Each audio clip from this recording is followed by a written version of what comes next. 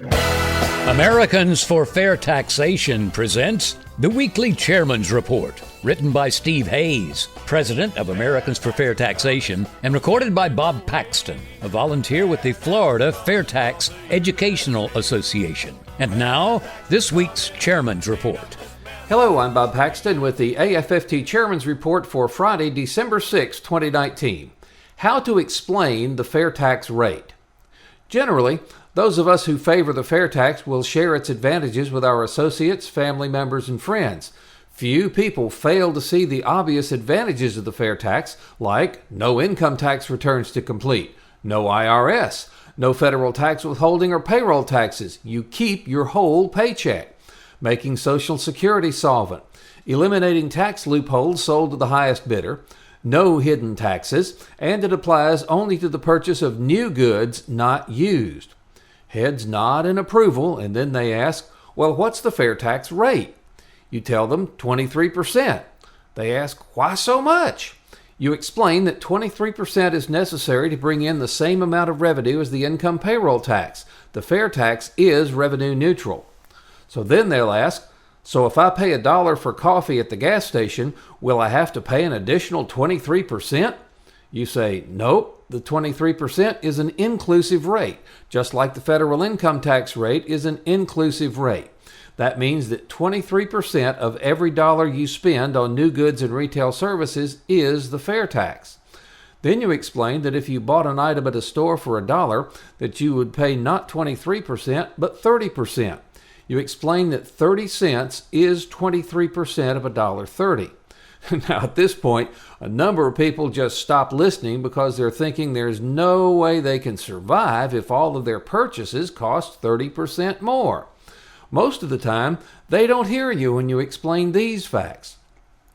They're already paying a sales tax because in order to make that $1 purchase, they had to earn between $1.25 and $1.40 to have that dollar left over after federal tax withholding and payroll taxes were taken from their paycheck. Prices will no longer include the costs of the income payroll tax system and will be at least 10% lower. Because of the fair tax prebate tax credit, only the wealthiest people will ever pay fair tax rates approaching 30% out of their own pockets. So let's look at effective tax rate. That's the only way to compare tax systems. As David Boone, the developer of a fair tax calculator, insists, when you have different tax systems like the fair tax and the federal income payroll tax, the only way to examine their effect is to look at the effective tax rate that we are paying under each system. So, just what is the effective tax rate? Under the income payroll tax system, your effective tax rate is your total income and payroll taxes paid divided by your total earnings. Now note that's not just your taxable earnings, but your total earnings. For example, if a family of four earned $50,000 total and paid $5,000 in income and payroll taxes, $5,000 divided by $50,000 is 0.1 or 10%, so that family's effective tax rate is 10%. With the fair tax, if the same family spent all $50,000 on new goods and retail services, you would have to factor in the fair tax's family consumption allowance in order to calculate their effective tax rate. A family of four would have a consumption allowance of about $32,000, meaning that $32,000 of their purchases of new goods and services is not taxable. To get the effective tax rate, you subtract that $32,000 from their $50,000 total. The remaining $18,000 is the family's taxable spending. Multiply that by the 23% fair tax rate, and you get $4,140. Now, divide that $4,140 by the total of $50,000, and you get 0.08, or an effective tax rate of just 8% for that family. By determining your effective tax rate, you can compare the impact of the two tax systems on your family. It's not the percentage of the tax that matters, but the effective tax rate percentage. This shows how much of your earnings that you have to spend, not the gross amount that you earn. Of course, in the above example, we're ignoring several things. One is that the family with $50,000 to spend under the fair tax will be able to purchase about $55,000 worth of goods and services if the prices go down by 10%, and that's a number that even opponents of the fair tax don't challenge. Two, if $5,000 of the $50,000 in spending was for payments on a used car, this reduces the amount of fair tax paid by $1,150 because used goods are not taxed. The effective tax rate in that case drops from 8% to 6%. Now, if you like freedom, and who doesn't, the above example points out a major advantage of the fair tax. You determine the amount of tax you pay. Not the DC elites, you have that power. In conclusion, if you adopt David Boone's approach and really concentrate on having people look at their effective tax rate, more of them will see why the fair tax makes sense for them financially. Will everyone see it? Well, no, some just don't want to see the truth, or that they're not willing to spend the brief time necessary to understand how the fair tax helps them and everyone else.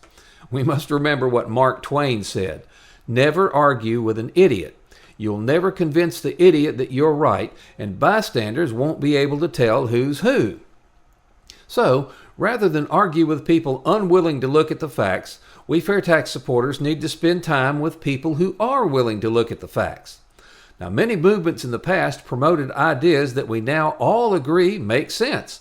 For example, overthrowing the rule of a king, the repeal of slavery, freeing millions of people from the control of the repressive Soviet Union, and women's suffrage all took a lot of time. And all of these movements were opposed by powerful interests who felt that their wealth and power would be greatly diminished if the movement succeeded. Many advocates of each movement became discouraged and quit the effort. Many of the movements lost their best leaders to age, sickness, or worse fates. Generally, in the case of the American Revolution and the ending of slavery, it took a war to accomplish that, but in the other movements, it just took people who persisted. As Victor Hugo said, nothing is more powerful than an idea whose time has come. When will the fair tax's time come? Well, we don't know. But we do know that if we don't persist in our efforts, the time will be greatly delayed or might not come at all.